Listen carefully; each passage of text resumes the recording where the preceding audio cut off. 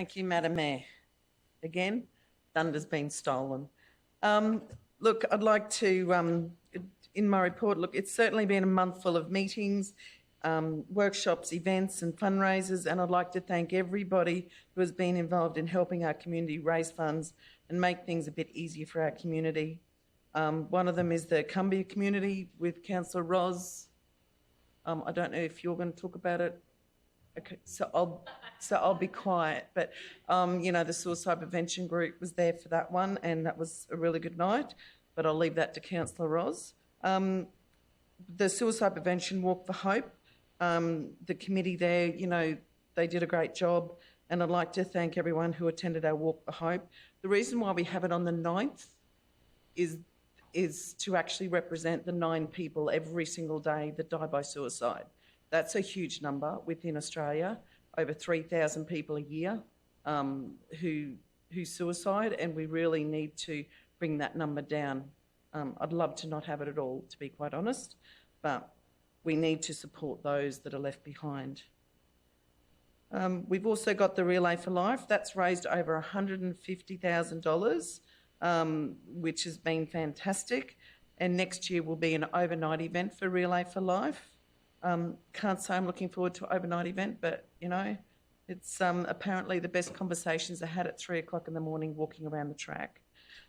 Pinking Up South Burnett for McGrath Foundation is at $8,606 at the moment on the bank account.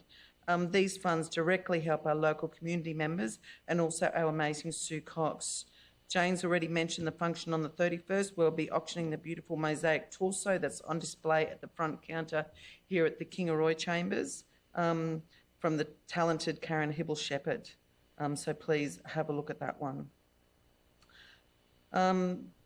Alice Street in Kingaroy is nearly completed. We've had a few hiccups along the way with Alice Street, but it's looking a lot better. And we've had an on-site meeting with Deb and some of the staff and Mayor with regards to Edenvale North, Hatteras Road and Clark and Swenson's.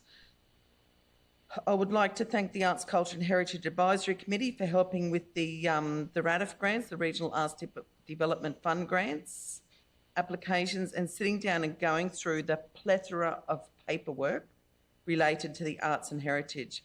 And with a bit of luck, we can cut back and make it easier and more streamlined for everyone.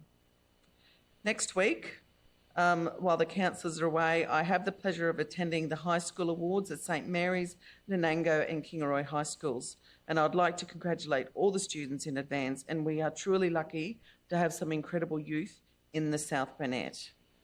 And I cannot mention youth without mentioning the Youth Council, who have been lucky enough to get the ABC Haywire grant to make some how-to-adult videos. So congratulations, and now the hard work begins because we actually have to do it. I can't mention the Youth Council without mentioning special mention to Michelle from Communities, as she's been front and centre, helping in every aspect.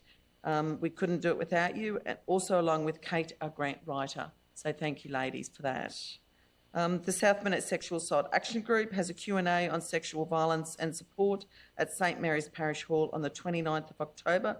The booking is done by Senecare at the Biscuit Tin, which is actually behind the St Mary's Hall. So please get along to that one. And don't forget, finally, Remembrance Day is before the next council meeting. So please, on the 11th of the 11th, attend your local RSL Remembrance Day service to show your support and respect to honour all of our armed forces members who have died in the line of duty, and to show your support for all RSLs. Thank you.